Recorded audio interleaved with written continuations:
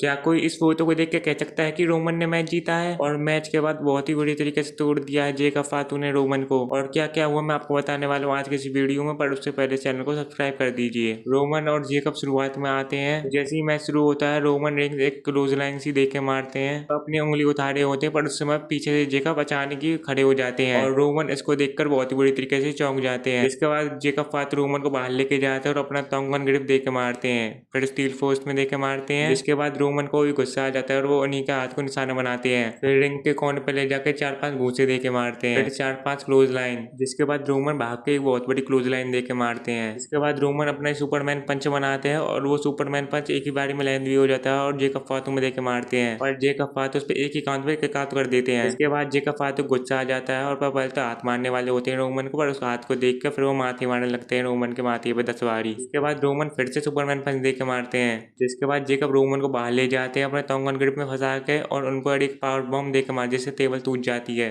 फिर वो रोमन को रिंग में ले जाते हैं, पर जैसे जेकब रिंग में आते हैं वैसे रोमन एक स्पेयर देके मारते हैं, पर जेकब फातू उस स्पेयर से किक आउट कर देते हैं। इसके बाद रोमन दोबारा स्पेयर मारने के लिए जा रहे होते हैं, पर जेकब फातू उनको एक समोन ड्रॉप में बदल के एक समोन ड्रॉप मारते हैं। समोन ड्रॉप के बाद जेकब फातू अपना फिनिशर देके मारते हैं रोमन रिंग्स में, पर रोमन रिंग्स उसमें भी किक आउट कर देते हैं। जिसके बाद जेकब फातू रोमन को अपने ग्रिप में फंसाते हैं और रोमन बेहोशी होने वाले थे तो रेफरी उनका हाथ उठाकर चेक करते हैं, पर रोमन रिंग्स किसी न किसी तरीके से उस हाथ को उठा लेते हैं। इसके बाद रोमन रिंग्स लगातार 2 सुपरमैन पंच मारते हैं। फिर उसके बाद तीसरे सुपरमैन पंच के लिए जेकब फातू पावर बॉम्ब देने वाले होते हैं, पर रोमन रिंग्स उसमें भी एक सुपरमैन पंच दे देते हैं और उस सुपरमैन पंच के बाद एक स्पेयर, पर जेकब फातू उस पर किक आउट कर देते हैं। और फिर उसके बाद जेकब फातू फिर से अपना तोंगन ग्रिप लगा देते हैं रोमन रिंग्स को, और रोमन रिंग्स चला के दिखाते हैं और रिंग एप्रन पे से उस कवर को हटा देते हैं। फिर रोमन रिंग्स उसको माथे को लोहे में देख के मारते हैं। जिसके बाद एक स्पेयर मारते हैं और होना क्या था, खेल खत्म। रोमन रिंग्स अपनी टाइटल को रिटेन कर लेते हैं, पर रोमन रिंग्स तो वहां लेते होते हैं पर जेकब फातू वहां खड़े हो जाते हैं। जिसके बाद जेकब फातू सोच रहे हैं ये क्या हुआ।